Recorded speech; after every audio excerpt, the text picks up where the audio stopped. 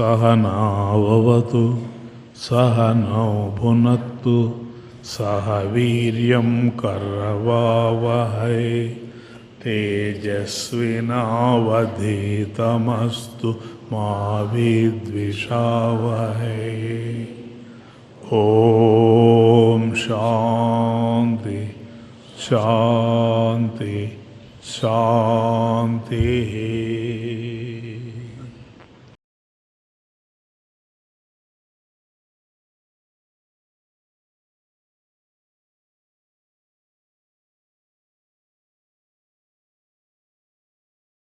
मुकुंद मुरारी मुरलीधारी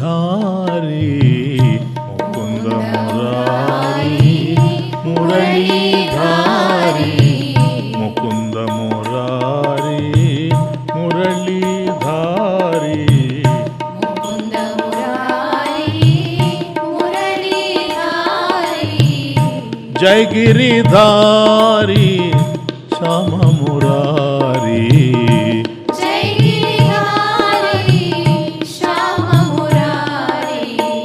जय गिरिधारी श्याम मुरारी जय गिरिधारी श्याम मुरारी मुकुंद मुरारी मुरलीधारी मुकुंद मुरारी मुरलीधारी जय गिरिधारी श्याम मुरारी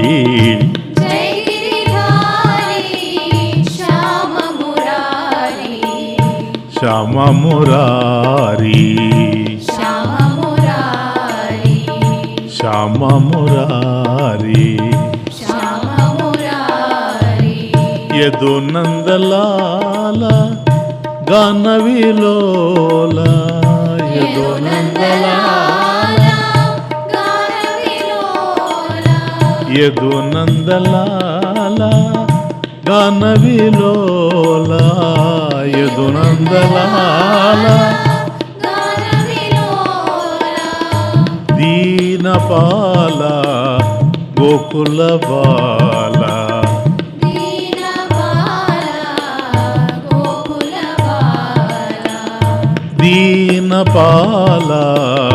गोकुल बाल दीनपाल गोकुल बाल राधा राधा राधा कृष्ण राधा राधा राधा कृष्ण राधा राधा राधा कृष्ण राधा राधा राधा कृष्ण मधुरा नाधा माधव कृष्ण मधुरा राधा माधव कृष्ण मधुरा नाधा माधव कृष्ण मधुरा राधा माधव कृष्ण माधव कृष्ण माधव कृष्ण माधव कृष्ण माधव कृष्ण मुकुंद मुरारी मुरलीधारी मुकुंद मुरारी मुरलीधारी जय गिरिधारी श्याम मुरारी जय गिरिधारी श्याम मुरारी श्याम मुरारी श्याम मुरारी श्याम मुरारी श्याम मुरारी मुकुंद मुरारी मुरलीधारी मुकुंद मुरारी मुरलीधारी जय गिरिधारी श्याम मुरारी जय गिरिधारी श्याम मुरारी श्याम मुरारी श्याम मुरारी यदु नंदलाल गान विलोल यदु नंदलाल गान विलोल యదునందలాల గాన విలోల యదునందలాల గాన విలోల దీనపాల గోకుల బాల దీనపాల గోకుల బాల రాధా రాధా రాధా కృష్ణ రాధా రాధా రాధా కృష్ణ మధురానాద మాధవ కృష్ణ మధురానాద మాధవ కృష్ణ మాధవ కృష్ణ మాధవ కృష్ణ మాధవ కృష్ణ ముకుంద మురారి మురళీధారి ముకుంద మురారి మురళీధారి జయగిరిధారి శ్యామ మురారి జయగిరిధారి శ్యామ మురారి శ్యామ మురారి శ్యామ మురారి శ్యామ మురారి శ్యామ మురారి శ్యామ మురారి.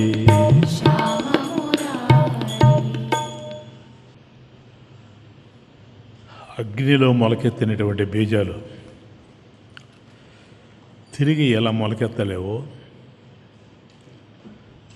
అలాగే అజ్ఞానం దగ్ధమై క్లేశములన్నీ నశించిన తర్వాత ఆత్మ తిరిగి తిరిగి జన్మించలేదు, అక్కడికి అయిపోతుంది.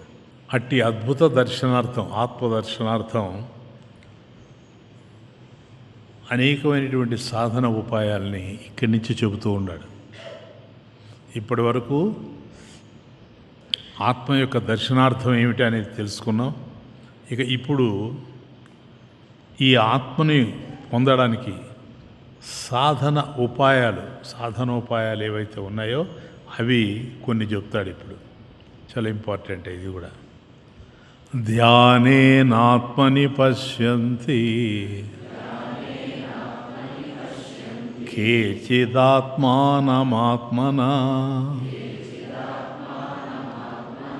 అన్యే సాంఖ్యేన యోగేన కర్మయోగేన చాపరే.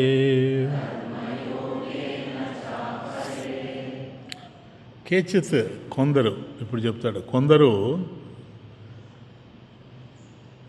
ఆత్మని కేచిత్ కొందరు ఆత్మను ధ్యానేన పశ్యంతి ధ్యానేనాత్మని పశ్యంతి కేచిత్. కాబట్టి కొందరు ధ్యానాన్ని అవలంబించి, ఎట్లా ధ్యానాన్ని అవలంబిస్తారంటే ఆత్మనం ఆత్మనా కేచిత్ ధ్యానేన ఆత్మని పశ్యంతి. కాబట్టి కొందరు ధ్యానాన్ని అవలంబించి ధ్యానం చేస్తూ శుద్ధ బుద్ధి కలిగి, కాబట్టి బుద్ధిని ఎప్పుడూ పరిశుద్ధంగా ఉంచుకొని హృదయంలో ఆత్మని దర్శిస్తారు. అది ఆత్మని పశ్యంతి. కాబట్టి ధ్యానం చేత ఆత్మయందు దర్శిస్తారు. కొందరేమో అన్యే, మరికొందరు సాంఖ్యేన యోగేన సాంఖ్యయోగం చేత. కొందరేమో ధ్యానంతో దర్శిస్తారు, కొందరు సాంఖ్యయోగం చేత దర్శిస్తారు.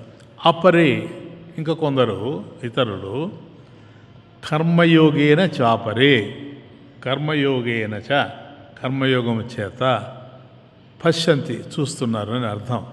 కాబట్టి ఇక్కడ మనకు ముగ్గురిని చూపిస్తూ ఉన్నాడు. ఒకటి ధ్యానంతో కేవలం శుద్ధ బుద్ధి కలిగి, అంటే బుద్ధిని ఎప్పుడు కూడాను పరిశుద్ధంగా ఉంచుకొని ధ్యానం చేత ఆత్మని దర్శించేటువంటి వాళ్ళు కొందరు.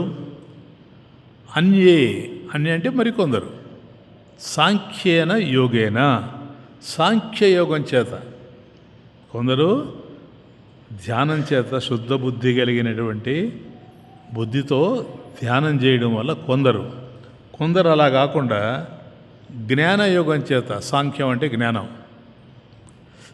అటువంటి సాంఖ్యయోగం చేత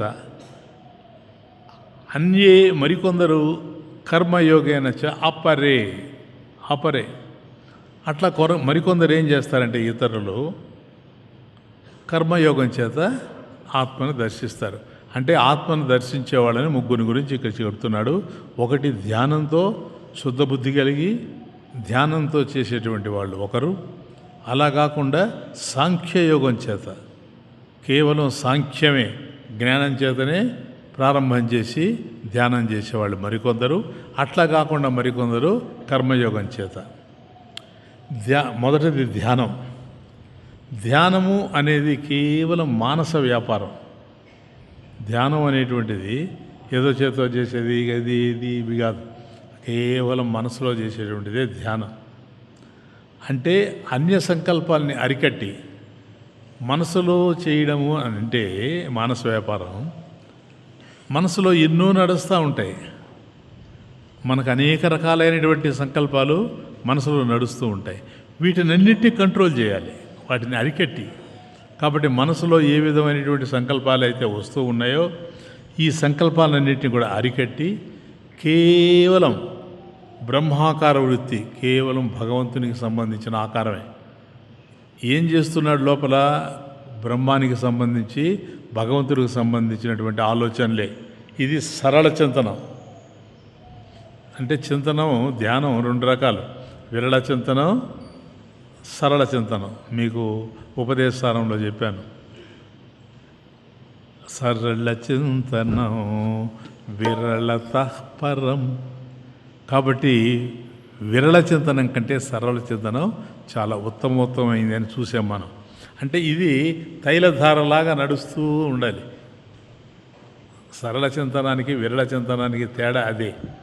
అంటే మధ్య మధ్యలో ఆగిపోతూ ఉండేటువంటిది విరళ చింతనం. అట్లా కాకుండా ఎప్పుడూ ఒకే విధంగా నడిచేటువంటిది సరళ చింతనం. ఇది తైలధారలాగా, అంటే ఒక పాత్రలో నుంచి ఇంకో పాత్రలోకి తైలం పోస్తూ ఉంటే ఏ విధంగా అయితే దిగుతూ ఉంటుందో ఆ విధంగా ఎక్కడా ఆగకుండా తదేకంగా కొనసాగుతూ పోవడం ఏదైతే ఉందో అది. ఈ ధ్యానం విషయానికి వచ్చేటప్పటికి 2 ఎగ్జాంపుల్స్ ఇస్తారు. ధ్యాయతి ఇవ బకః, ధ్యాయతీవ బకః, ధ్యాయతి ఇవ బకః.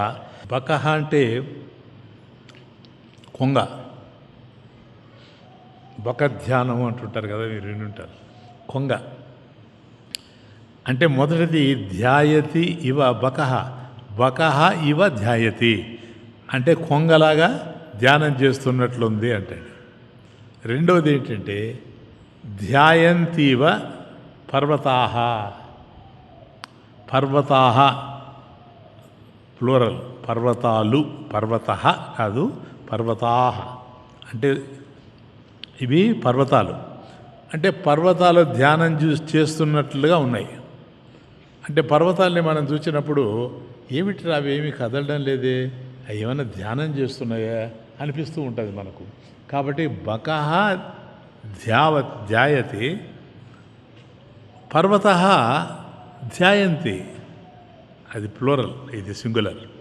కాబట్టి కొంగ ధ్యానం చేసేటట్లుగా ఉంది అని ఒక చోట, పర్వతాలు ధ్యానం చేస్తున్నట్టున్నాయి అనేది ఉపమానాలు రెండవ చోట చెప్పబడ్డాయి.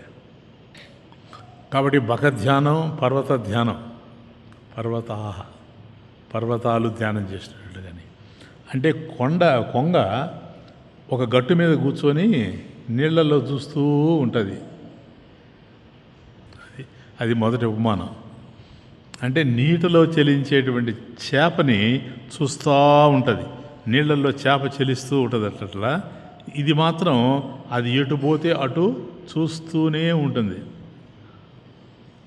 ఆ క్షణంలో తన దృష్టి అంతా కూడాను చెలించేటువంటి చేప తప్ప మరొకటి ఈ కొంగకు కనిపించదు. అంతే, ఏ కొంగ అయితే అక్కడ ఉందో దానికి ఒక్కటే కనపడుతూ ఉంటుంది, ఇంకేమీ లేదు.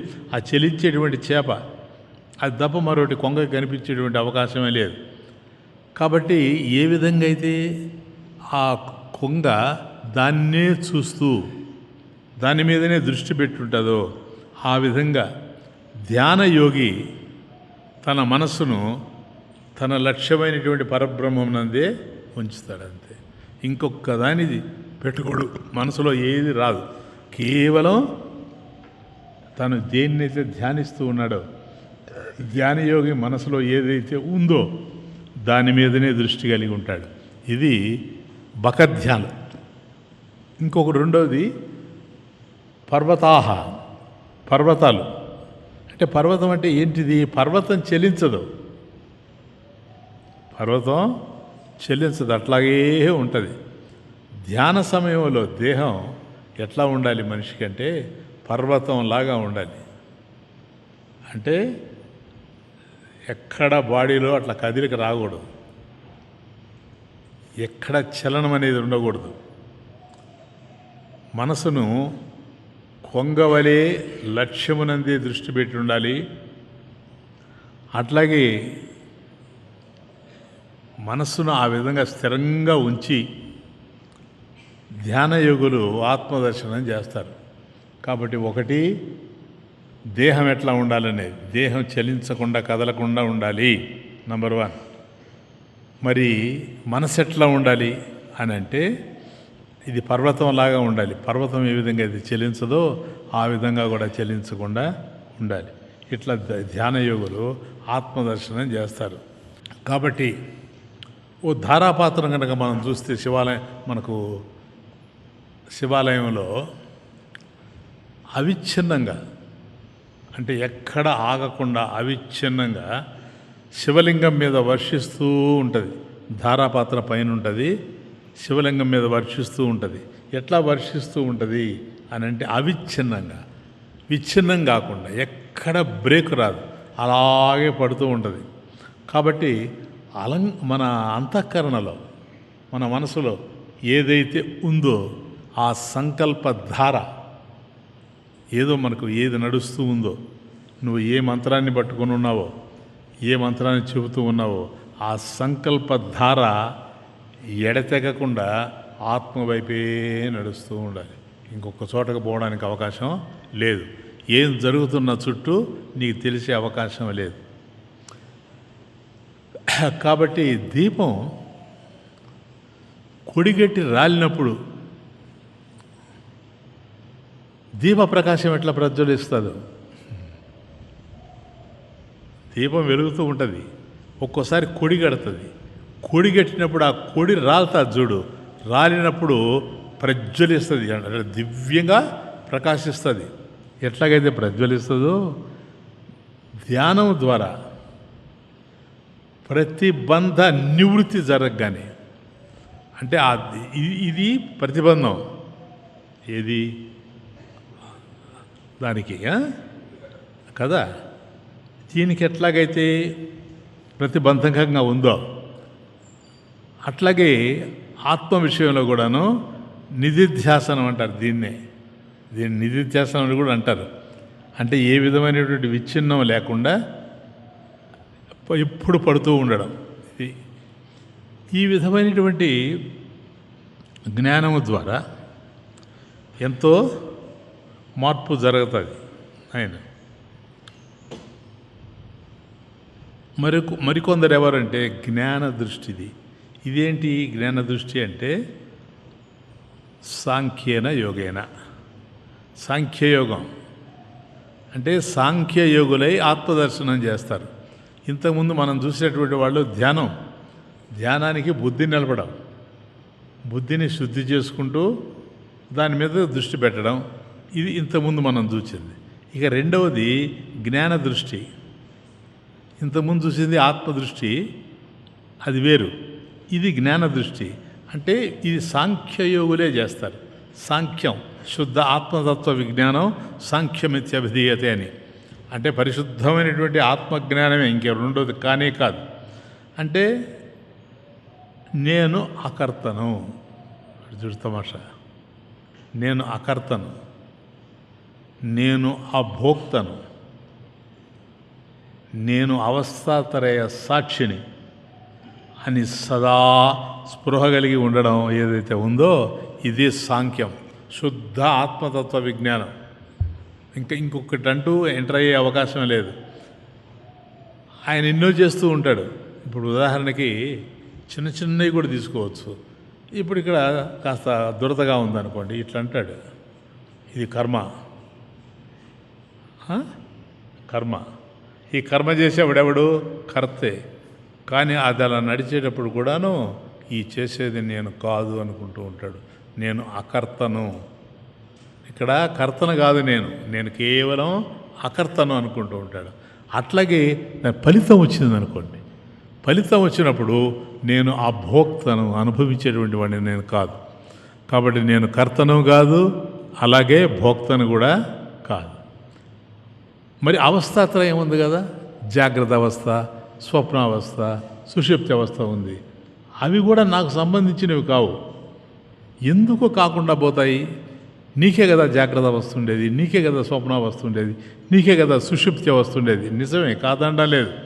కానీ నేను ఇప్పుడు జాగ్రత్త అవస్థలో ఉన్నాను అంటే ఈ జాగ్రత్త ప్రపంచాన్ని చూస్తూ ఉన్నాను. అదే ఇక్కడి నుంచి పడుకున్నాను అనుకోండి, నిద్ర వచ్చేసింది. నిద్ర వచ్చినప్పుడు నేను స్వప్నావస్థలోకి వెళ్తాను. స్వప్నావస్థలోకి నేను వెళ్ళినప్పుడు జాగ్రత్త అవస్థ నాకు తెలుస్తూ ఉంటుందా? తెలియదు.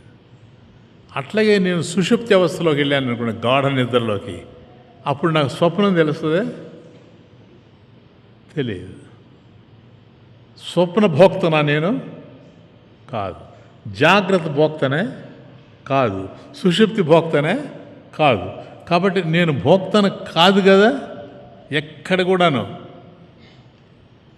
కానీ అంటే నాకు జాగ్రత్త అవస్థ తెలియడం లేదు ఎప్పుడు స్వప్నంలో, అట్లాగే స్వప్నం తెలియడం లేదు సుషుప్తిలో, స్వప్నము జాగ్రత్త రెండూ తెలియడం లేదు సుషుప్తిలో. ఇట్లా ఉంది. కానీ ఇప్పుడు అంటున్నాడు నేను అభోక్తను, ఇవన్నీ కూడాను నాకు సంబంధించినవి కావు అనేటువంటి స్పృహ కలిగి ఉండడం సాంఖ్యం. చూసారా, అనుభవించేది తానే, కానీ అనుభవించాననే స్పృహ లేదు. ఈ విధమైనటువంటి జ్ఞానం ఆత్మను సాక్షాత్కరింపజేసి సంసారమును నశింపజేయడం వల్ల దీనిని సాంఖ్యము అన్నారు, శుద్ధాత్మతత్వ విజ్ఞానం. కాబట్టి ఈ జాగ్రత్త అవస్థలో ఏవేవో జరుగుతున్నాయి, అవన్నీ నేను చూస్తున్నా, కానీ నా మనసులో మాత్రం ఒకటి ఉంది, జాగ్రత్త అవస్థలో ఇవన్నీ జరుగుతున్నాయి కానీ ఇవేవి నేను కాదు. అట్లాగే స్వప్నావస్థకు పోయినప్పుడు జాగ్రత్త అవస్థ తెలిసి రాదు, జాగ్రత్త అవస్థకు వస్తే స్వప్నావస్థ అర్థం కాదు. సుషుప్తి పోయినామంటే నీకు జాగ్రత్త స్వప్నాలు రెండూ తెలియవు. కానీ నేను మాత్రం అన్నిట్లో ఉన్నాను, జాగ్రత్తలో ఉన్నాను, స్వప్నంలో ఉన్నాను, సుషుప్తిలో ఉన్నాను అనేటువంటి దృష్టి, ఇది సాంఖ్యం. ఈ విధమైనటువంటి జ్ఞానం ఎవరికైతే కలుగుతుందో వాళ్ళు ఆత్మను సాక్షాత్కరింపజేసుకొని సంసారాన్ని నశింపజేసుకుంటారు. ఇవి ఉంటేనే సంసారం. నీకు జాగ్రత్త, స్వప్న, సుషుప్తి బాగా అర్థం చేసుకోండి ఆయన. ఈ మూడు నడుస్తూ ఉంటేనే మీకు సంసారం. ఎప్పుడైతే ఈ మూడు ఎగిరిపోయినాయో సంసారం ఎక్కడుంది? ఉంది అంటే దేనికి సంబంధించిన సంసారం అది? దేనికి సంబంధించింది? అది జాగ్రత్తకు సంబంధించిన సంసారమా, స్వప్నానికి సంబంధించిన సంసారమా, లేక ఏమీ తెలియనటువంటి సుషుప్తికి సంబంధించింది? కాబట్టి ఇవేవి కాదు గనక దీన్ని సాంఖ్యం అంటూ ఉండరు. అంటే అద్దం ద్వారా తన ముఖాన్ని తాను చూసుకున్నప్పుడు ఇట్లా అద్దంలో చూశాడనుకోండి, తన ముఖం కనపడతా ఉంటుంది. అట్లాగే బుద్ధి ద్వారా తనను తాను చూసుకోవడం ఏదైతే ఉందో అట్లా ఉంటుందని. అంటే బుద్ధి అనేది ఇక్కడ అద్దంలాగా ఒక ఉపకరణం మాత్రమే, నిన్ను నువ్వు చూసుకోవడానికి కేవలం ఒక ఉపకరణమే. ఇట్లా సాంఖ్యం అయిన తర్వాత కర్మయోగేన చాపరే, కర్మయోగి ఈ కర్మయోగి ఏం చేస్తాడు, ఎట్లా ఉంటాడు అని అంటే చిత్తశుద్ధి సార్. కర్మయోగి ఏదో కాదు, చిత్తశుద్ధి. కర్మలు చేయడం వల్ల తను శుద్ధి పడుతూ ఉన్నాడు. ఇది ప్రధానమైన విషయం. అంటే కొందరేమో ధ్యానం చేత బుద్ధిని శుద్ధి చేసుకొని ఆత్మను పొందుతూ ఉండారు కొందరు, వాళ్ళని గురించి చెప్తాడు. అట్లాగే మరికొందరు సాంఖ్యయోగం చేత, కాబట్టి కేవలం సాంఖ్యాన్ని ప్రధానంగా చేసుకొని ఆత్మదర్శనం చేస్తూ ఉంటాడు. ఇక మూడో వాడి దగ్గరకు వచ్చేటప్పటికి కర్మయోగి అంటే నిరంతరం కూడాను కర్మలు చేస్తూ ఆత్మదర్శన మార్గంలో చరిస్తూ ఉంటాడు. తను కర్మ చేస్తూ ఉంటాడు, నేను ఆకర్తను అనుకుంటాడు, తను ఫలితాన్ని అనుభవిస్తూ ఉంటాడు, తాను అభోక్తను అనుకుంటాడు. ఇవన్నీ జరుగుతూ ఉంటాయి. ఇవన్నీ కూడా జాగ్రత్త, స్వప్న, సుషుప్తి అవస్థలో నడుస్తూ ఉంటాయి. ఇలా నడుస్తూ ఉన్నప్పటికి కూడాను వీటిల్లో నేను ఉన్నానే కానీ వీటికి నేను భిన్నంగా ఉన్నాను. కాబట్టి అయితే ఇవన్నీ ఏమిటి? ఈశ్వరార్పణ బుద్ధి. అది ఆడ పరమేశ్వరార్పణ వస్తు అని ఈశ్వరార్పణ బుద్ధితో కర్మలను ఆచరించడం వల్ల అట్లా కూడా బుద్ధి శుద్ధి పడిపోద్ది. ఇది ధ్యానయోగానికి ఉపకరిస్తుంది. అటు సాంఖ్యంలో ఇటు జ్ఞానోత్పత్తికి రెంటికి సహకరిస్తుంది. అలా కర్మయోగంలో కూడా కొందరు ఇది బాగా సహకరిస్తుంది వాళ్ళకు గుణాలు. కాబట్టి కొందరు ఇట్లా చేస్తారు, కొందరు అట్లా చేస్తారు, కొందరు ఇట్లా చేస్తారు. ఇప్పుడు మనకు మొదటేమో ధ్యానం విషయం వచ్చింది, ఆ తర్వాత చిత్తశుద్ధి వచ్చింది, ఆ తర్వాత అది మన జ్ఞాన దృష్టి వచ్చింది, జ్ఞాన దృష్టి తరువాత చిత్తశుద్ధి వచ్చింది. బాగా గుర్తుపెట్టుకోండి. కాబట్టి శ్రవణం చేస్తూ ఉండాడు అనుకోండి,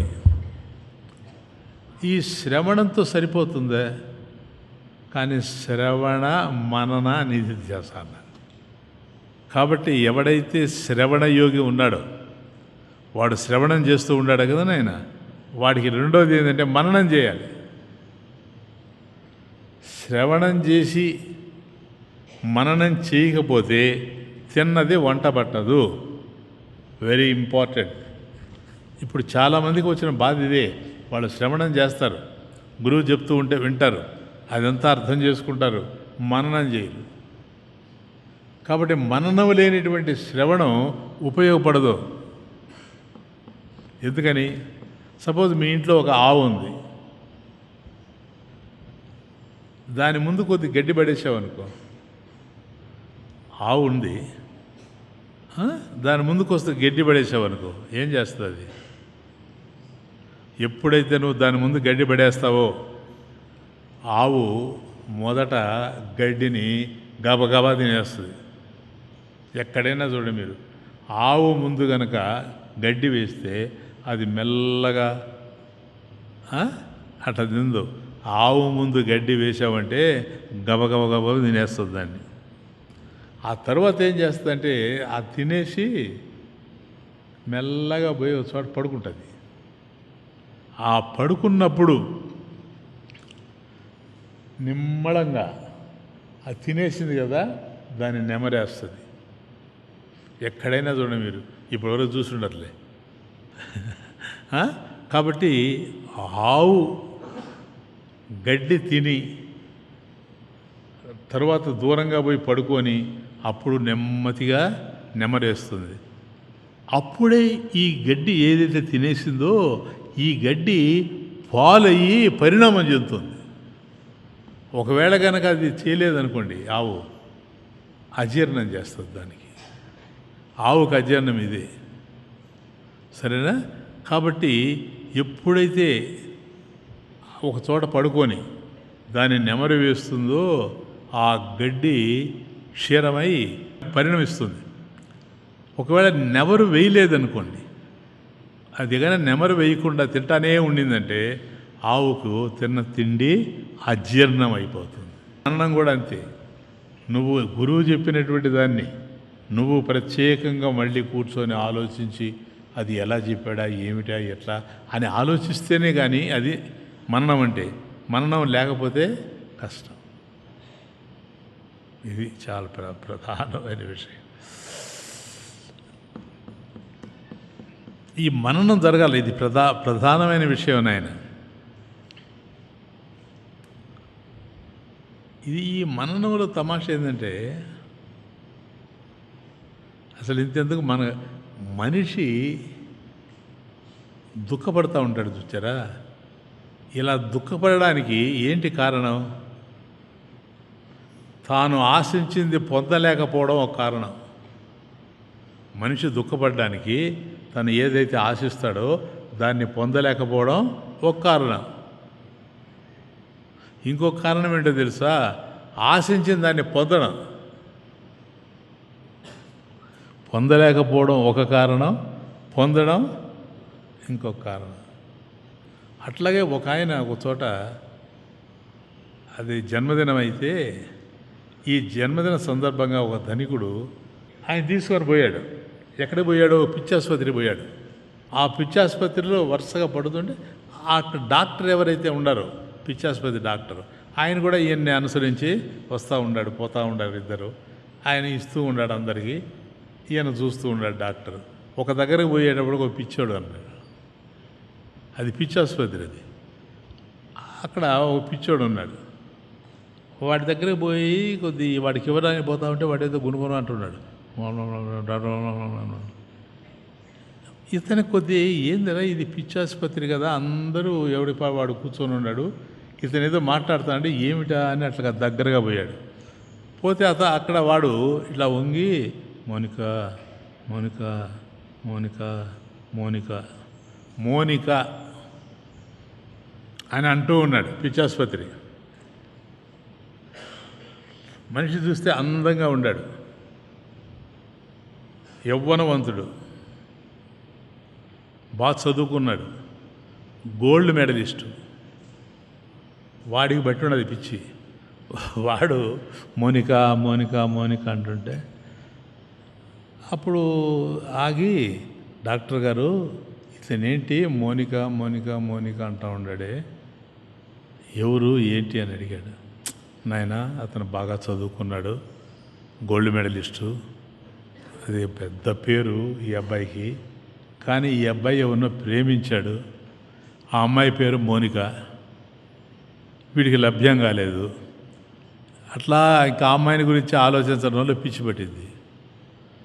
ఇప్పుడు పిచ్చి పట్టి ఆ అమ్మాయిని కలవరిస్తూ ఉన్నాడు. ఇది విషయం అని అన్నాడు. అయ్యో పాపం అట్లాగా అని అనుకుంటూ ఉన్నాడు. తర్వాత అలా చూసుకుంటూ ఒక్కొక్క రూములు చూసుకుంటూ చివరి రూము పోయారు. ఇస్తూ వస్తూనే ఉన్నాడు ఇతను, బాగా ధనికుడు. చివరి రూము పోయేటప్పటికి అక్కడ ఒకడు మోనిక మోనిక మోనిక అని వాడు ఏడుస్తున్నాడు. ఇతనికి కొద్ది ఇంట్రెస్ట్ వచ్చింది. ఎందుకంటే అక్కడ ఒకడు మోనిక అంటూ ఉన్నాడు, ఇక్కడ ఒకడు మోనిక అంటున్నాడు. వాడు కుర్రాడే, వీడు కుర్రాడే, వాడు చదువుకున్నవాడే, వీడు చదువుకున్నవాడే. ఆ మోనిక ఈ మోనిక ఒకటేనా, లేక వీళ్ళు వేరా? వీడికి ఎందుకండి అంటే ముందే చూసుకుంటా ఉన్నాడు పిచ్చాసుపత్రిలో ఎక్కడ ఉండాలని.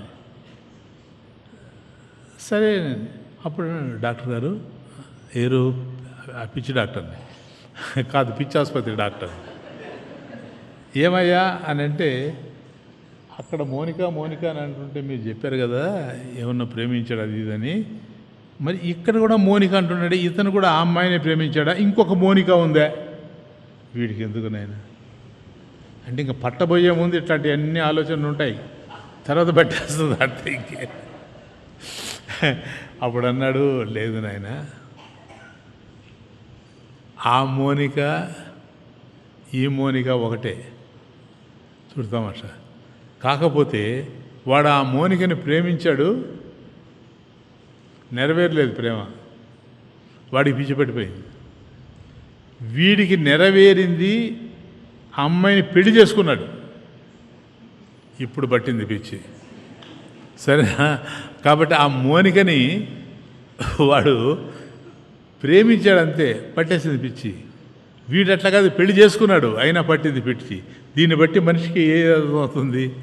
మనిషికి దుఃఖం కలగడానికి ఆశించింది పొందలేకపోవడం ఒక కారణమైతే, ఆశించింది పొందడం ఇంకొక కారణం. చూడు, వాడు పెళ్ళి అయింది, వాడికి పిచ్చి పట్టింది, వీడికి పెళ్ళి కాల, ఒకడికి, వాడికి పిచ్చి పట్టింది, వీడు పెళ్లి చేసుకున్నాడు, వీడికి పిచ్చి పట్టింది. ఇది విషయం. సరేనా? ఒక్కొక్కసారి ఇక ఒక సాగర తీరం ఉంది.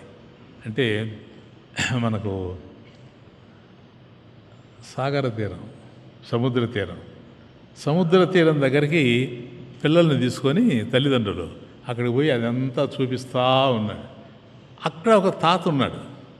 ఆ తాత అక్కడ ఉండేటి ఏదేదో ఈ వేరుతూ మధ్యలో ఏదేదో గొణుగుతూ ఉన్నాడు. ఏం మాట్లాడుతూ ఉన్నాడో ఎవరికి తెలియడం లేదు, కానీ మధ్యలో ఇవన్నీ ఏరుతూ ఉండాలి. ఆ తల్లిదండ్రులు ఒక్కసారి చూశారు, అసలు ఏంటి ఈ తాత ఏరేది ఏంటి అని చూశారు. అక్కడ గాజు పెంకులు ఇవన్నీ ఉంటాయి కదా, ఏది సముద్ర తీరంలో, అవన్నీ ఒక సంచిలో వేసుకుంటా ఉన్నాడు. ఏంటి మాట్లాడేది ఏంటండి? ఏమి లే, రామ రామ రామ రామ రామ రామ అంటూ వేసుకుంటూ ఉన్నాడు. వీళ్ళు పిల్లల్ని రే అక్కడికి పోబాకంటారా ఎట్రండి అన్నారు. వచ్చారు. అక్కడికి పోనివ్వలే. ఎందుకు పోనివ్వలేదో అంటే ఆయన ఇవి గాజు పెంకులే ఏరుతున్నాడు కనుక అందుకని వద్దనుకున్నారు, ఏమో తెలియదు, కానీ అట్లా అయింది. కొందరేమో ఆయన పిచ్చోడు, ఎందుకు ఆయన దగ్గర పోవడం అని కొందరు అనుకుంటున్నారు. ఏవి పట్టించుకోకుండా తను మాత్రం అవి ఏరు వేసుకుంటూనే ఉన్నాడు. రామ రామ రామ అంటున్నారు. చూసేవాళ్ళకి కొంతమందికి పిచ్చోళ్ళలాగా కూడా కనపడతా ఉన్నారు. ఇలా కొంతకాలం జరిగిన తరువాత ఒకరోజు ఈ పిల్లల్ని తీసుకొని ఈ తల్లిదండ్రులు ఒక పూల కొట్టు దగ్గరికి పోయి అక్కడ కొన్ని పూలు కొని దాంతో పాటుగా ఒక మాల కూడా కొని ఈ పిల్లల్ని తీసుకెళ్ళి నాయన అక్కడ ఒక శరీరాన్ని పండబెట్టున్నారు. ఆ శరీరం ఎవరిదో కాదు, తాతదే. అక్కడ ఏరుతూ ఉన్నాడే ఆ తాతదే. ఇప్పుడు ఆ పువ్వులు ఆయన మీద వేయండి అన్నారు. ఇదైతే ఇంతకుముందు వెళ్ళొద్దన్నారు, ఇప్పుడు పువ్వులు వేయమంటున్నారే. అప్పటికి కారణం ఏంటి, ఇప్పటికి కారణం ఏంటి ఏమో. పువ్వులు వేశారు పిల్లలు. ఆ తర్వాత అది ఇచ్చి ఏది మాల, ఆ మాల కూడా వేయండి ఆయన అన్నాడు. వేశారంతే. అంటే మహాత్ముల యొక్క చర్యలు ఇతరులకు అర్థం కావు, ఎప్పుడూ అర్థం కావు. నిస్వార్థపరులు, త్యాగధనులు, మహాత్ములు ప్రపంచానికి పిచ్చివాళ్ళలాగానే కనిపిస్తారు. ఎందుకనంటే వాళ్ళ యొక్క విషయాలు అర్థం కావు కనుక. కాబట్టి చాలామంది మహాత్ములు ప్రపంచంలో అర్థం కాకుండా పోయారు.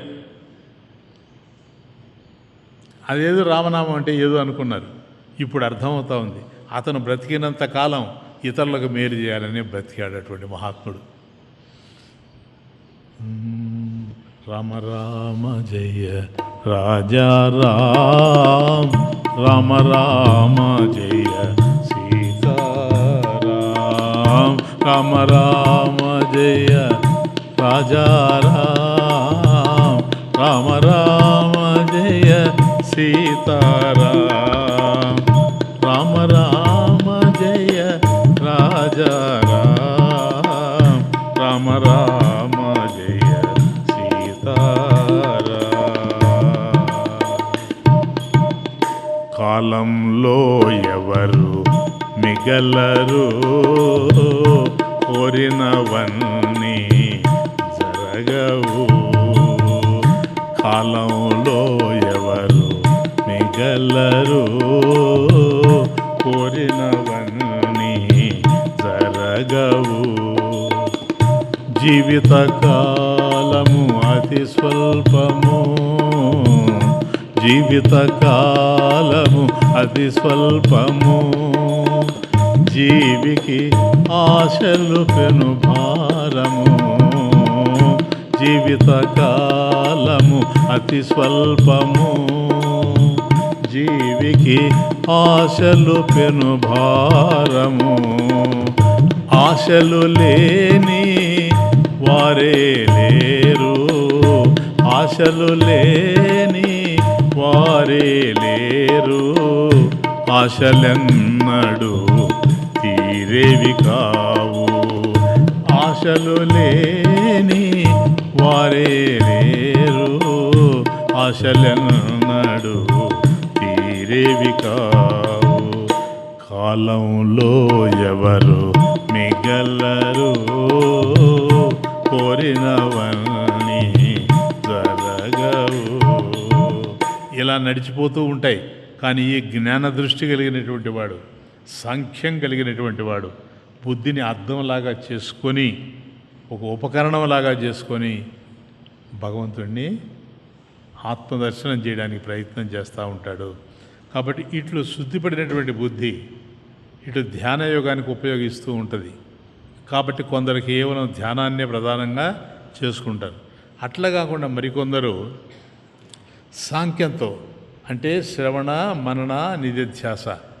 కాబట్టి గురువు చెప్పినటువంటి విషయాన్ని శ్రవణం చేయడం, శాస్త్రం ఏదైతే చెబుతూ ఉందో దాన్ని శ్రవణం చేయడం, ఆ తరువాత ఆవు ఎట్లాగైతే దూరంగా వెళ్ళి కూర్చొని దాన్ని నెమరు వేసి అది ఎట్లాగైతే దానికి పాలు పట్టేటట్టు చేసుకుంటుందో ఆ విధంగా దీన్ని కూడాను ఎవడైతే శ్రవణం చేశాడో వాడు దాన్ని మననం చేసుకొని ఆ తర్వాత నిధిధ్యాస దాన్ని పాలుగా మార్చుకున్నట్టుగా, ఎట్లాగైతే ఆవు పాలుగా పరిణామం చెందిందో దాన్ని అట్లాగే తను కూడా ఆ విధంగానే మార్చుకుంటాడు ఉంటాడు. ఇది కాబట్టి ఇక్కడ ధన్యమైపోతూ ఉంది బ్రతుకు. అందువల్ల ధ్యానేన ఆత్మని పశ్యంతి. ఇది వెరీ వెరీ ఇంపార్టెంట్. కాబట్టి ధ్యానమే ప్రధానంగా ఉంది. నెంబర్ 1 సాంఖ్యం అందులో ఇంపార్టెంట్గా తెలుస్తుంది. చిత్తశుద్ధి కూడా తనకే ఉంది. ఇప్పుడు ఈ ధ్యానం అనేటువంటి నావలో ఎక్కి తీరం చేరిపోతాడు. ధ్యానమే నీ నావ ధన్యము నీ త్రోవ, ధ్యానమే నీ నావ ధన్యము నీ త్రోవ, సంసార జలధిలో మేలైన నావ, ధ్యానమే నీ నావ ధన్యము నీ త్రోవ, సంసార జలధిలో మేలైన త్రోవ, ధ్యానమే నీ నావ ధన్యము నీ త్రోవ. లేనిది కాదులే కొత్తగా రాదులే,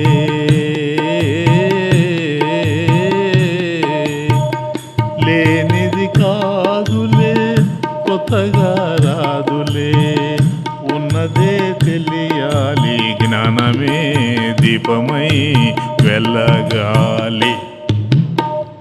లేనిది కాదులే కొత్తగా రాదులే, లేనిది కాదులే కొత్తగా రాదులే, ఉన్నదే తెలియాలి జ్ఞానమే దీపమై వెలగాలి. ధ్యానమే నీ నావ ధన్యము నీ త్రోవ, ధ్యానమే నీ నావ ధన్యము నీ త్రోవ, సంసార జలధిలో మేలైన నావ, ధ్యానమే నీ నావ ధన్యము నీ త్రోవ. కాబట్టి అది జరిగిన తర్వాత నెక్స్ట్ ఏముంది? జ్ఞాన దృష్టి. నెక్స్ట్ జ్ఞాన దృష్టి. అంటే ఇవన్నీ ఊహించి రాసింది ఆ సాంగం. ఇప్పుడు చూడు, నెక్స్ట్ చూడు. నమ్మిన వారికి చల్లని యానము,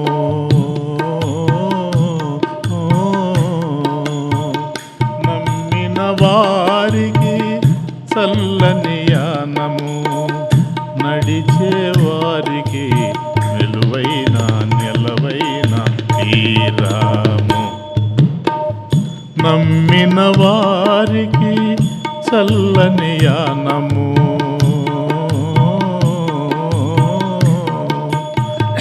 నడిచే వారికి విలువైన నెలవైన తీరము, ధ్యానమే నీ నావ ధన్యము నీ త్రోవ, కన్నీటి జగతిలో సంసార జలధిలో మేలైన నావ, జ్ఞానమే నీ నావ ధన్యము నీ త్రోవ.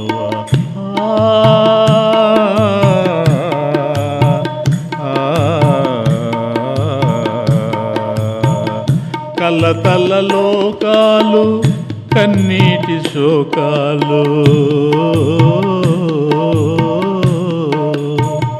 కలతల లోకాలు కన్నీటి శోకాలు, బాధల పవనాలు కనలేని రమణీయ తీరాలు. ఇది ఫైనల్. కలతల లోకాలు కన్నీటి శోకాలు, బాధల పవనాలు కనలేని రమణీయ తీరాలు.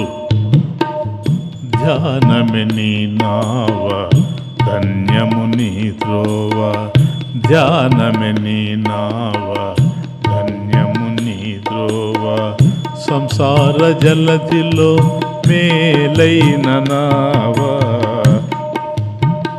ధ్యానమే నీ నావ ధన్యము నీ త్రోవ. ఈ మూడు సాధనలు ధ్యానానికి సంబంధించినవి, అంటే అటు ఇటు ఉండిన. కానీ ఈ మూడు సాధనల్లో ఏ ఒక్కదాన్ని కూడా ఆచరించలేని వాడు ఉన్నాడు అనుకోండి. ఇప్పుడు ఈ మూడు చెప్పారు కాబట్టి దీంట్లో ధ్యానము, చిత్తశుద్ధి, తర్వాత వచ్చేసి అట్లాగే జ్ఞాన దృష్టి, ఇవన్నీ కూడా చెప్పడం జరిగింది. కానీ ఇవన్నీ ఏది చేయలేనివాడు ఉన్నాడు అనుకోండి, వాడి విషయం ఏమిటి? ఈ మూడు చేయలేడు, వాడి విషయం ఏంటి? నెక్స్ట్ తర్వాత శ్లోకం. అన్యే త్వేవమజానంతః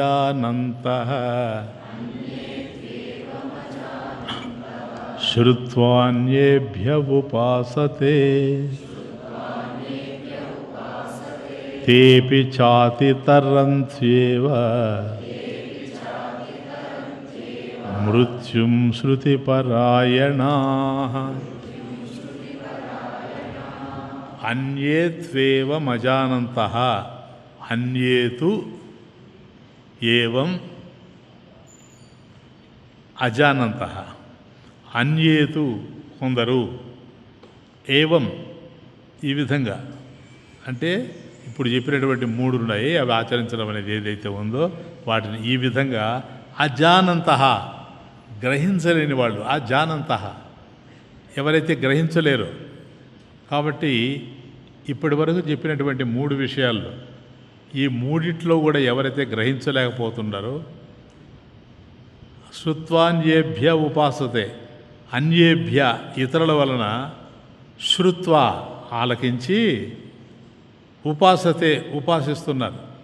కాబట్టి ఎవరైతే ఈ మూడు విధాలుగా ఏవైతే చెప్పారో సాధనలు, ఈ మూడు సాధనోపాయాలని ఆచరించలేనటువంటి వాళ్ళు ఉన్నారనుకోండి, వాళ్ళు ఏం చేస్తూ ఉన్నారంటే శృత్వా ఇతరుల వలన, అది అన్యేభ్య ఇతరులు ఎవరైనా చెబుతూ ఉంటే అది విని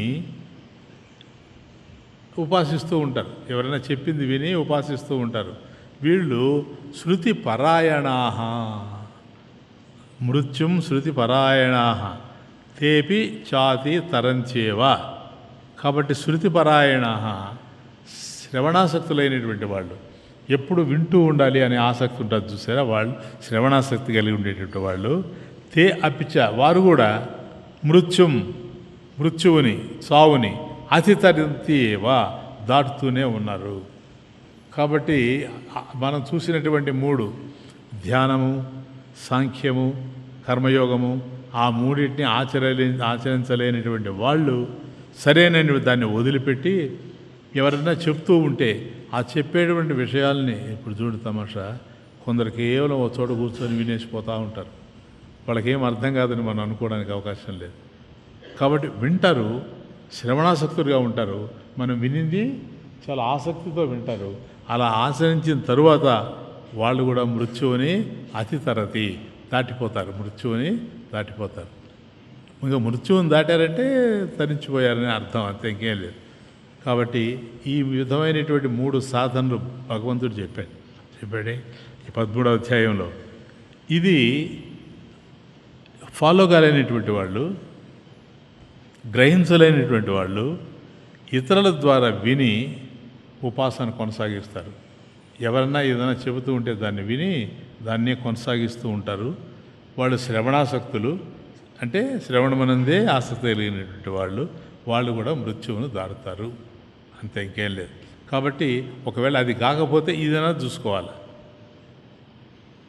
పూర్వ శ్లోకంలో మనం తెలుసుకున్నటువంటి సాధనలు చేయుటకు వివేకం లేనివారు, వివేకరహితాహ, ఎవరికైతే ఆ విధమైనటువంటి వివేకం లేదో కేవలం పరుల ఉపదేశమునంది ప్రమాణ బుద్ధి కలిగి, వాళ్ళకి ప్రమాణం అది ప్రమాణం ఏది ఇతరులు ఏది చెప్తారో అదే, గురువు చెప్పిందే వింటారు. గురువు అనుకోండి, మరొకరు అనుకోండి, దాన్నే ఆచరిస్తారు, ఇంకేం లేదు. కేవలం పరోపదిష్ట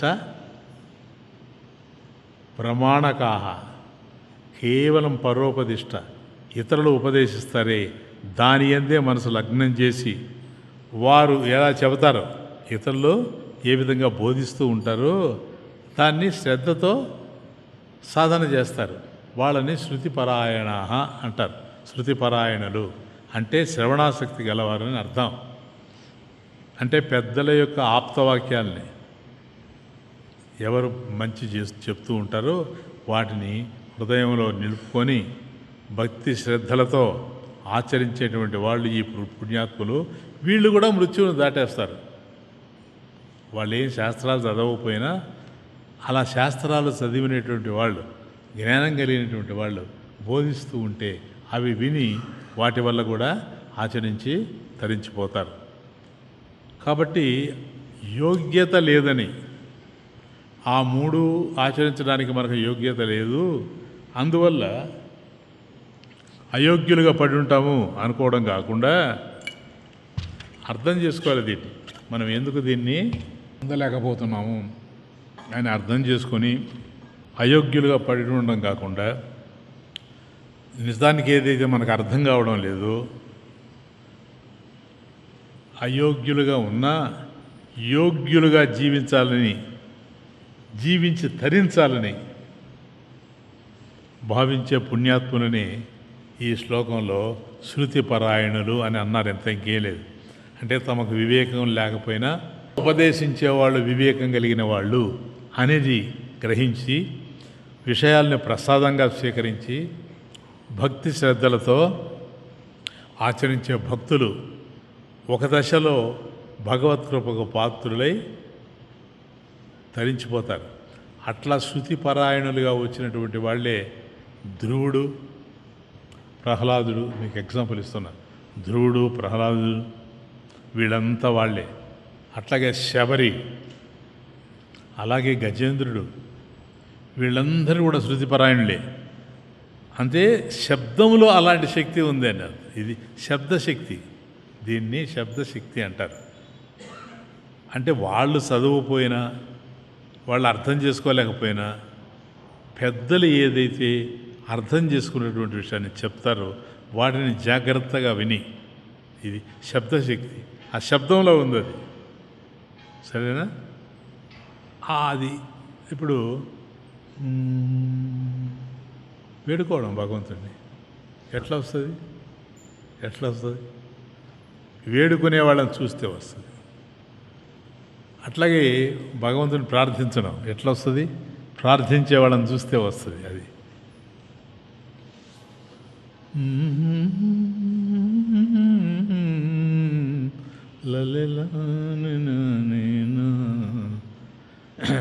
నీ చరిత పాడుకోనా, మనసార వేడుకోనా, నీ చరిత పాడుకోనా, మనసార వేడుకోనా, నా శ్రమలు తీరిపోగా, తొలి భ్రమలు పారిపోగా, నా శ్రమలు తీరిపోగా, తొలి భ్రమలు పారిపోగా, నీ చరిత పాడుకోనా, మనసార వేడుకోనా, మనస్సు నిండా నీవేలే,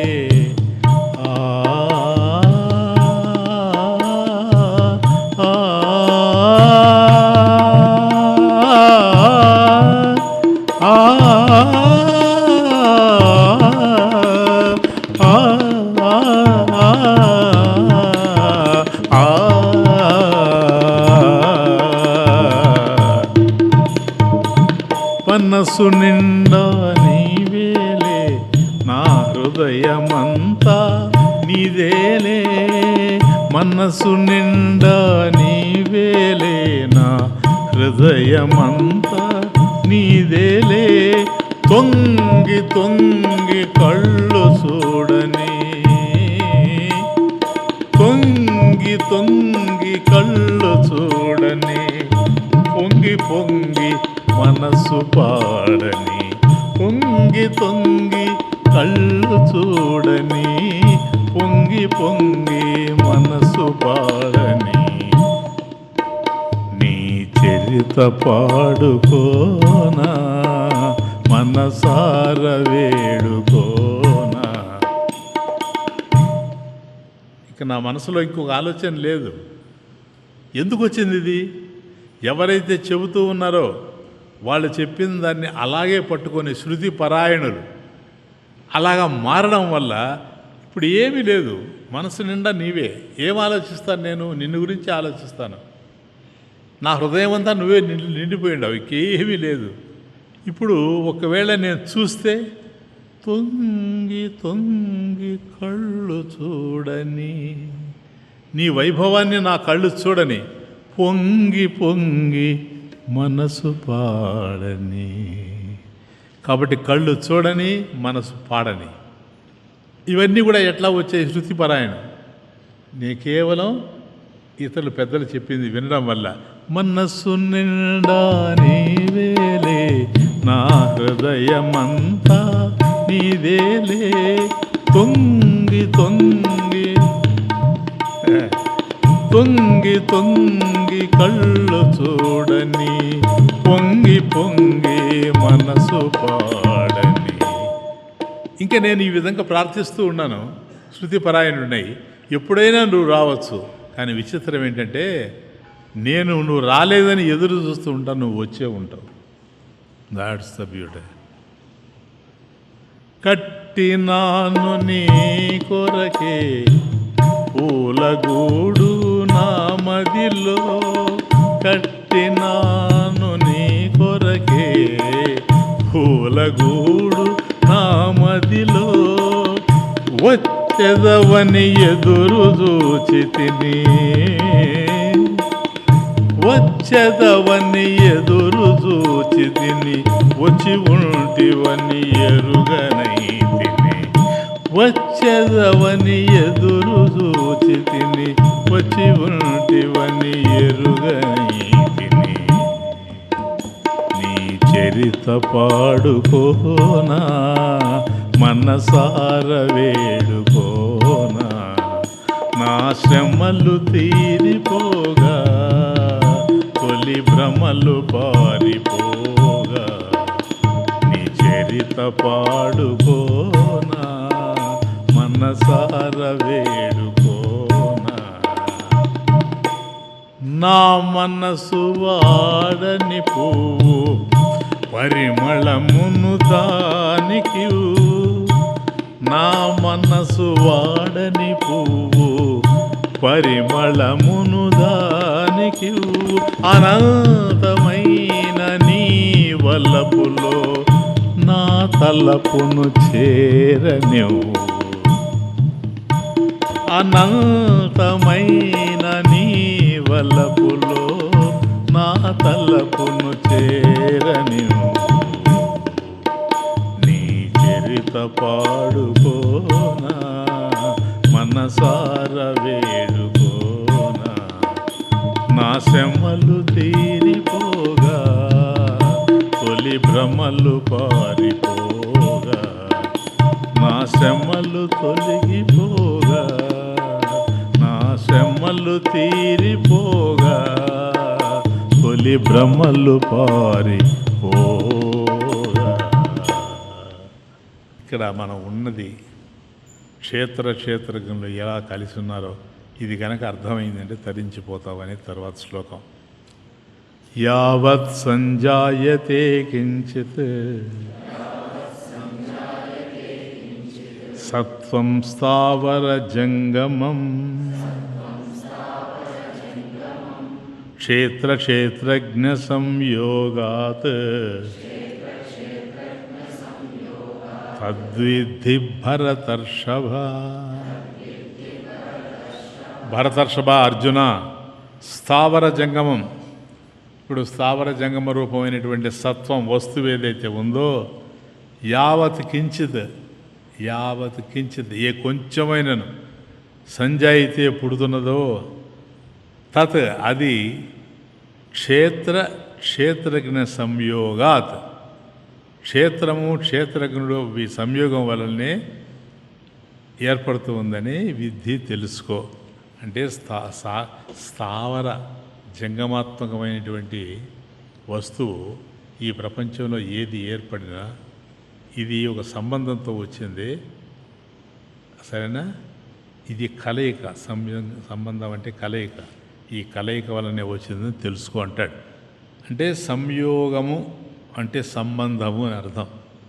కనుక ఇక్కడ క్షేత్రజ్ఞుల సంబంధం ఇది ఏ సంబంధం? ఇది సంయోగ సంబంధమా సమవాయ సంబంధమా అనేది. అంటే కుండకు త్రాడుకు ఉన్న సంబంధం సంయోగ సంబంధం, కుండకి త్రాడుకి. అంటే అవయవాల కలయిక వల్ల ఏర్పడే సంబంధం. క్షేత్రజ్ఞుడు ఎట్లాంటి వాడంటే నిరవయవ సంబంధం అది.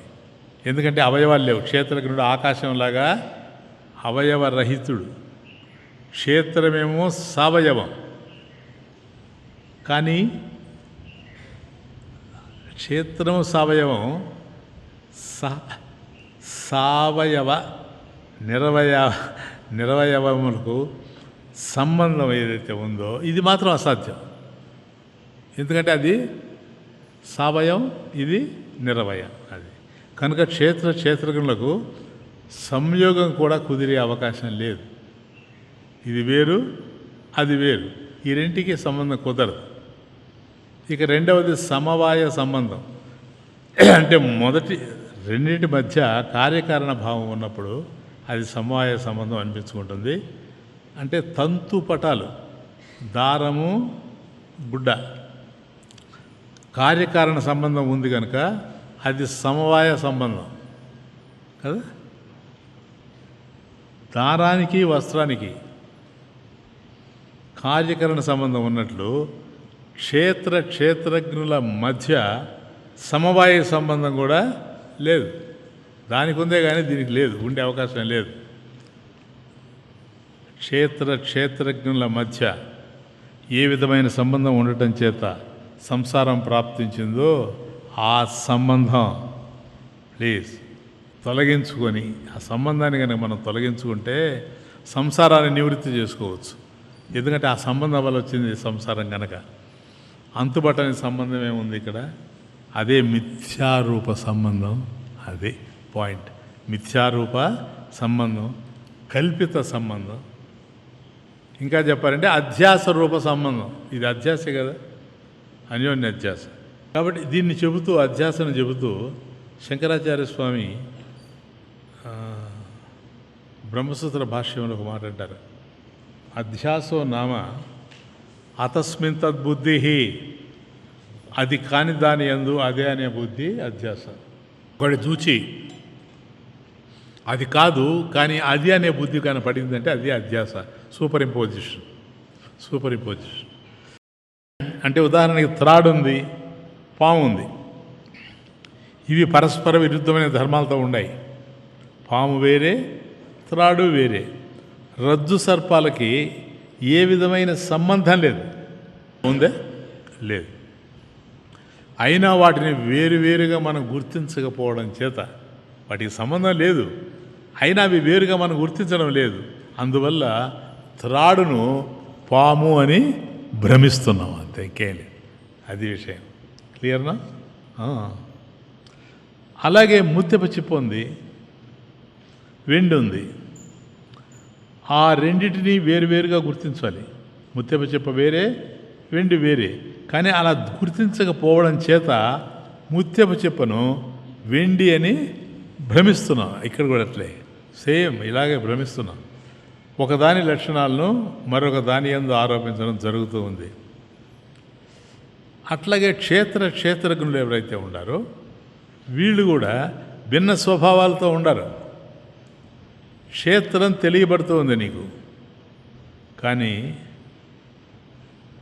క్షేత్రం విషయం తెలియబడుతూ ఉంది. క్షేత్రజ్ఞుడు తెలుసుకునేవాడు, అందువల్ల ఆయన విషయం కాదు, విషయీ.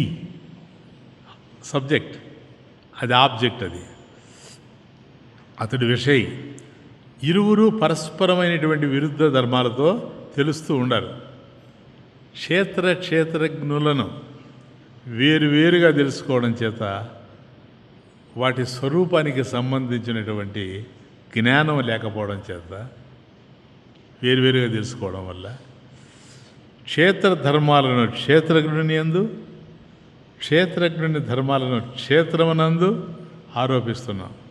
అంటే ఒకదాని లక్షణాల్ని ఇంకో దానిలో ఆరోపిస్తూ పోతూ ఉన్నాం. మరొక దానిలో పరస్పరం ఆరోపించడం, ఇది ఒకదాని లక్షణాలు ఇంకో దాంట్లో ఆరోపిస్తున్నాం కదా, అన్యోన్య అధ్యాస. క్లియర్నా? అది అన్యోన్య అధ్యాస. ఒకదాని ధర్మాల్ని మరొక దాని యందు పరస్పరం ఆరోపించడం ఏదైతే ఉందో అన్యోన్య అధ్యాస. ఇదే సంసార హేతు, ఇదే కదా సంసార హేతు. దీనివల్లే సంసారం ఏర్పడేది. కాబట్టి సత్య జ్ఞానం ఏదైతే ఉందో ఇది మిథ్యా జ్ఞానానికి విరుద్ధమైనది కావడం చేత తేజము అంటే ప్రకాశం తిమిరాన్ని హరించినట్లు సత్య జ్ఞానము మిథ్యా జ్ఞానాన్ని, అది కల్పించిన సంసారాన్ని నిర్మూలన చేస్తూ పోతూ ఉంది. ఇది జరగాలి. ఇదే జరగాలి. అందుకే జననం, ఇదే భగవంతుని భాష. నువ్వు దీని ద్వారానే పట్టుకోవాలి. అసలు ఇదే జననం, ఇదే. ఎందుకు పుట్టించావు, చూసారా? జననం ఇదే.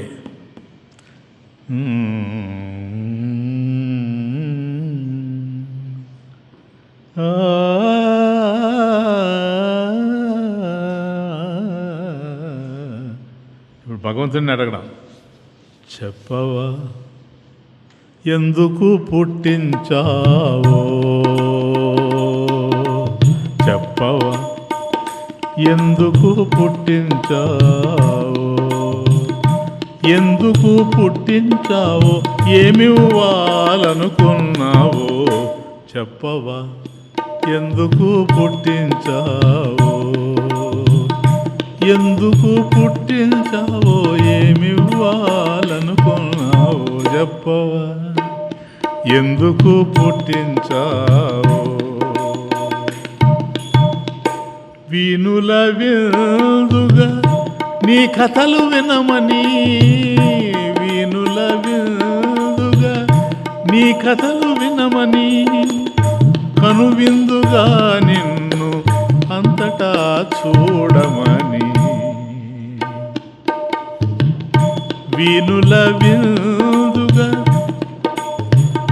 నీ కథలు వినమని, కనువిందుగా నిన్ను అంతటా చూడమని, చింతలు తీరుటకు నీ చెంతకు చేరాలని, చింతలు తీరుటకు నీ చెంతకు చేరాలని, ఇదే నీ భావమా నిజమా కాదా, ఎందుకు ఎందుకు పుట్టించావో, ఎందుకు పుట్టించావో, ఏమివ్వాలనుకున్నావో, చెప్పవా.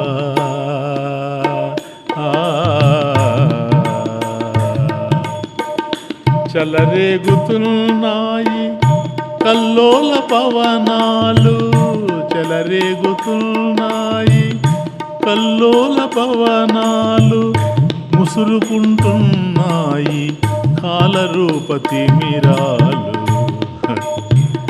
చెలరేగుతున్నాయి కల్లోల పవనాలు, ముసురుకుంటున్నాయి కాలరూపతి మిరాలు, వర్షించుచున్నాయి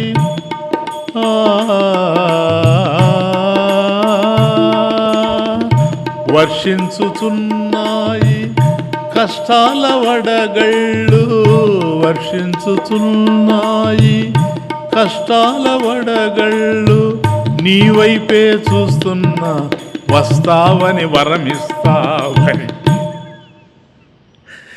నీ వైపే చూస్తున్నా వస్తావని వరమిస్తావని చెప్పవా, ఎందుకు పుట్టించావు, ఎందుకు పుట్టించావు, ఏమి ఇవ్వాలనుకున్నావో చెప్పవా. పగలు మాసిపోని కృష్ణ,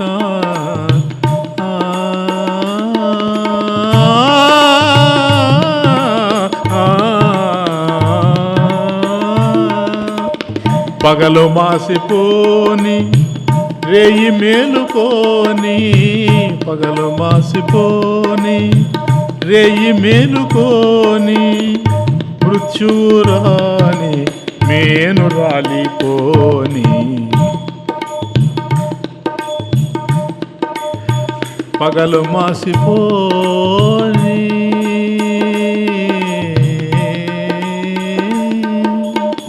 పగలు మాసిపోని రేయి మేలుకోని, మృత్యువు రాని మేను రాలిపోని, నీపైనే నా ఆశ,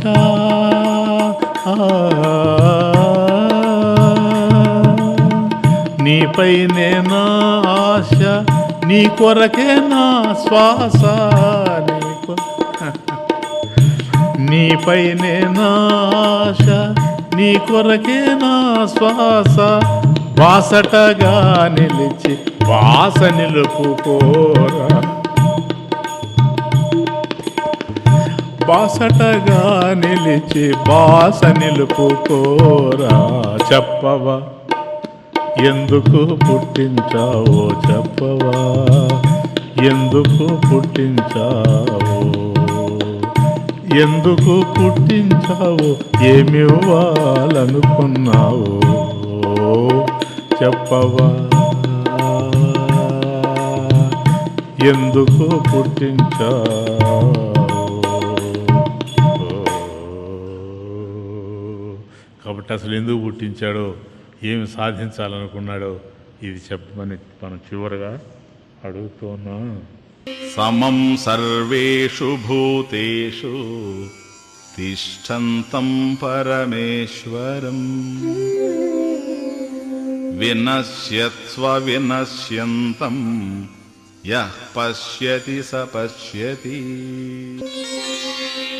సమం సర్వేషు భూతేషు తిష్టంతం పరమేశ్వరం, సర్వేషు సమస్తములైనటువంటి, భూతేషు భూతములయందు, సమం సమంగా, తిష్టంతం ఉన్న పరమేశ్వరం అంటే పరమేశ్వరుని, సమస్త భూతాలలో సమంగా వెలసిల్లుతూ దేహాలు నశించిపోతున్న పరమేశ్వరుడు నశించకుండా ఉన్నాడు. అది ఆడ ఇప్పుడు అందరిలో భగవంతుడు ఉన్నాడు కదా. కాబట్టి ఈ క్షేత్రాలు ఏవైతే ఉన్నాయో ఇవన్నీ నశించిపోతూ ఉన్నాయి, కానీ భగవంతుడు మాత్రం నశించడం లేదు. ఆ దివ్యాత్మని ఎవడైతే చూస్తాడో, యః పశ్యతి, ఆయన్ని ఎవడైతే చూస్తాడో, సహా పశ్యతి, వాడే నిజమైన చూపు గలవాడు. అంటే సమస్త భూతాల్లో చక్కగా సమంగా వెలుగొందుతూ, ఒకవైపు దేహాల్లో ఆయన ఉన్నాడు, కానీ దేహాలు నశించిపోతున్నా తాను మాత్రం నశించకుండా ఉన్నాడు. చూసారా, నశించేటువంటి దేహాలలో నశించనివాడు. ఆ దివ్యాత్మని ఎవడు చూస్తాడో వాడే నిజమైన చూపు గలవాడు అని ఇక్కడికి ఈ బిట్ కంప్లీట్ చేస్తున్నారు. కాబట్టి సర్వభూతాలలో నిర్విశేషంగా ఉండటం చేత పరమేశ్వరుడు సముడు, సమంగా ఉన్నాడు. సమం నిర్విశేషం. నశించే దేహాలలో ఉన్న నశించేవాడు కానందున, కాబట్టి దేహాలు నశిస్తూ ఉన్నాయి, అలా దేహాలు ఉన్నప్పుడు, నశించకుండా ఉన్నప్పుడు, అవి అలా ఉండడానికి ఎవరు కారణమో ఆ పరమేశ్వరుడు నశించకుండా ఉన్నాడు. కాబట్టి ఆయన అవినాశి, నశించినటువంటి వాడు అవినాశి. కాలగతాలు నశిస్తాయి. ఏవైతే కాలంలో పుడుతూ ఉంటాయో అవి ఉంటాయి, కాలంలో వస్తూ ఉంటాయి, పోతూ ఉంటాయి. అనంతుడైన పరమేశ్వరుడు కాల పరిచ్ఛేదంలోకి రాడు గనక ఆయన నశించేవాడు కాడు, అవినాశి. నశించేవాడు కాడు గనక అవినాశి. కాబట్టి పరమేశ్వరుడు సముడు, సమానంగా ఉంటాడు. అంటే సర్వ వికారములు లేనివాడు కావడం చేత ఆయన సముడు. సర్వకాలేషు సర్వ వికార రహితత్వాత్ సమహ. అది సమహ అంటే సర్వ వికార రహితత్వాత్. ఎప్పుడు సర్వకాలేషు, ఎప్పుడు ఏ కాలంలో చూసినా కూడాను ఆయనలో ఏ విధమైనటువంటి మార్పు లేదు. పరమేశ్వరుడు ఎవరో కాదు, ఆయన క్షేత్రజ్ఞుడే పరమేశ్వరుడు. సర్వక్షేత్రాలలో సముడై ప్రకాశించే అట్టి పరమేశ్వరుని దర్శనమే సమ్యక్ దర్శనం. ఇప్పుడు ఏమర్థమైంది నాయన మనకి ఈ శ్లోకంలో? క్షేత్రంలో ఉన్నాడు, కానీ క్షేత్రం నశించిపోద్ది కదా.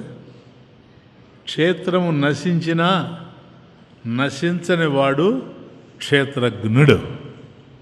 నెక్స్ట్, ప్రకృతి నశించినా నశించని వాడు పురుషుడు. క్లియర్గా చూసుకోండి. ప్రపంచం లేకపోయినా ఉండేవాడు పరమేశ్వరుడు. ప్రపంచానికి పరమాత్మ ఆధారం. రజ్జువు ఉందనుకోండి, రజ్జువునందు సర్పం ఆరోపించబడింది. రజ్జువునందు సర్పం ఆరోపించబడింది అంటే త్రాడులో పాము ఆరోపించబడింది. ఇదే మిథ్య. మిథ్య అంటే ఏదో కాదు, లేదా మాయ. కాబట్టి అధిష్టానమైన రజ్జు దర్శనంతో, అంటే త్రాడు యొక్క దర్శనంతో ఆరోపమైన, అది అధిష్టానం, ఇది ఆరోపం. ఆ అధిష్టానమైనటువంటి దాన్ని రజ్జు దర్శనం, దాని దర్శనం అవ్వడం వల్ల ఆరోపమైన సర్పం అదృశ్యమవుతుంది. అవునా? కాబట్టి మట్టి పాత్రలు ఉంటే మట్టి పాత్రలన్నీ కూడా నామరూపాలే. మట్టి పాత్రలు ఎన్నైనా ఉండని అవి నామరూపాలే. వాటికి ఆధారమైనటువంటి మృత్తిక మట్టి ఏదైతే ఉందో దాన్ని దర్శించడమే సత్యదృష్టి. అంతే, ఇంకేలే. క్లియర్? నామరూపాలలో గోచరించే మట్టి పాత్రలన్నీ మిథ్యారూపాలే. నామరూపాలతో ఏ మట్టి పాత్రలు అయితే తెలుస్తూ ఉంటాయో అవన్నీ మిథ్యారూపాలే. నామరూపాలతో కనిపించే కుండలకు పుట్టుక ఉంది కాబట్టి కుండ పుడుతుంది. అంతేకాదు, నామము కూడా ఉంది దానికి. ఇప్పుడు కుండ అది ఒక నామం, అది పేరు. నశించే కుండలలో నశించకుండా ఉండేది ఏది? మట్టి.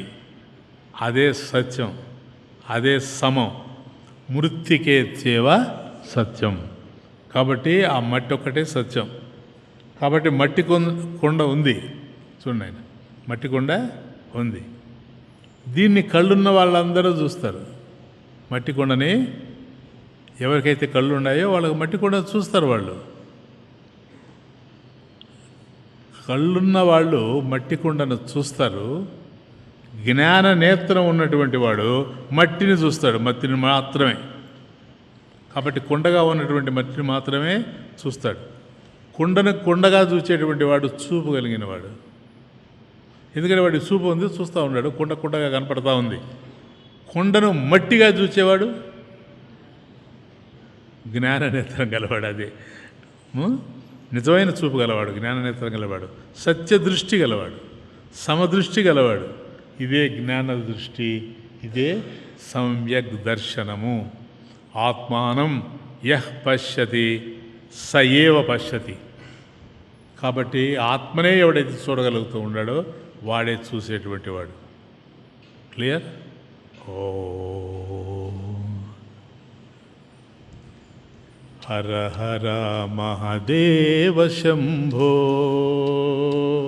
హర హర మహాదేవ శంభో, హర హర మహాదేవ శంభో, హర హర మహాదేవ శంభో. అఖండ మహిమా విభో,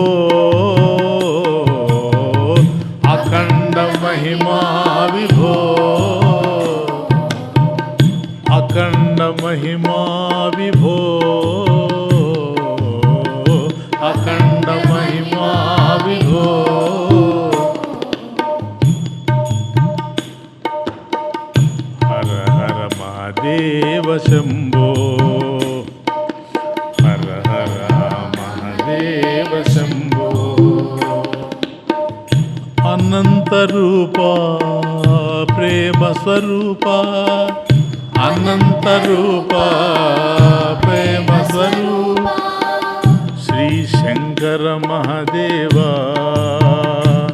శ్రీ శంకర మహాదేవా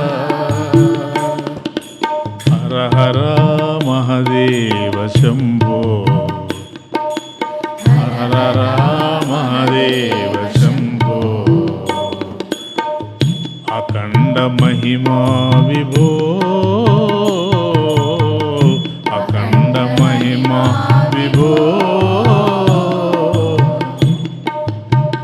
హర హర మహాదేవ శంభో మహాదేవ శంభో ప్రణవ స్వరూప శివా ప్రణవ స్వరూప శివా బ్రహ్మానంద శివ శివా బ్రహ్మానంద శివ శివా ప్రణవ స్వరూప శివా ప్రణవ స్వరూప శివా బ్రహ్మానంద శివ శివా బ్రహ్మానంద శివ శివా పరమా కృపాకర సద్గురుదేవా పరమ కృపాకర సద్గురుదేవా పరమ కృపాకర సద్గురుదేవా పరమ కృపాకర సద్గురుదేవా త్రిపురారి గంగాధరా త్రిపురారి గంగాధరా రామదేవ శంభో హర హర మహాదేవ శంభో ఆ ఆ ఆ ఆ కావగరావా కరుణింపగలేవా కావగరావా కరుణింపగలేవా భక్తే గాని ముక్తి ఎరుగని శక్తిహీనులం భక్తే గాని ముక్తి ఎరుగని శక్తిహీనులం అతి దీనులం బలహీనులం కావగరావా కరుణింపగలేవా కావగరావా కరుణింపగలేవా వెన్నలాంటి నీ మనసు మిన్నకున్నదేమి స్వామి వెన్నలాంటి నీ మనసు మిన్నకున్నదేమి స్వామి మానసటి రాతలు అడ్డుకున్నవా ఏమి వెన్నలాంటి నీ మనసు మిన్నకున్నదేమి స్వామి మానసటి రాతలు అడ్డుకున్నవా ఏమి అందరి వాడవా మాకందని వాడవా అందరి వాడవా మాకందని వాడవా భక్తే గాని ముక్తేరుగని శక్తిహీనులం అతి దీనులం బలహీనులం పువ్వులలో దారము ఓలే ఒదిగిపోయినావా స్వామి పువ్వులలో దారము ఓలే ఒదిగిపోయినావా స్వామి పువ్వుల సువాసన ఓలే కానరాక ఉంటివా పువ్వులలో దారము ఓలే ఒదిగిపోయినావా స్వామి పువ్వుల సువాసన ఓలే కానరాక ఉంటివా వినిపించే స్వామి మాకు కనిపించవదేమి వినిపించే స్వామి మాకు కనిపించవదేమి. చెవులు చేసిన పుణ్యమేమో, కన్నులలో పాపమేమో. చెవులు చేసిన పుణ్యమేమో, కన్నులలో పాపమేమో. కానుగరావా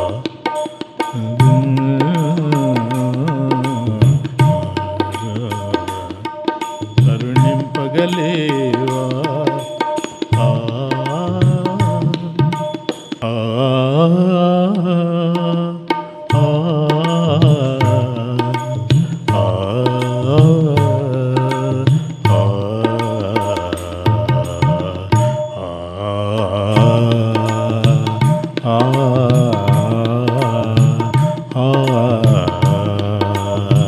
ఆ మక్కువతో మనసు కుక్కను చేరదీసి పెంచినాను. మక్కువతో మనసు కుక్కను చేరదీసి పెంచినాను. తిండేము నా ఇంట, కాపలా పరుల ఇంట. మక్కువతో మనసు కుక్కను చేరదీసి పెంచినాను. తిండేము నా ఇంట, కాపలా పరుల ఇంట. ఇదేమి చోద్యము దీనికేది, ఇదేమి చోద్యము దీనికేది వైద్యము. నా హృదయము లేతదాయే, బాధలేము కోతలాయి. కావగరావా కరుణింపగలేవా. కావగరావా కరుణింపగలేవా. భక్తే గాని ముక్తి ఎరుగని శక్తిహీనులం, అతి దీనులం, బలహీనులం.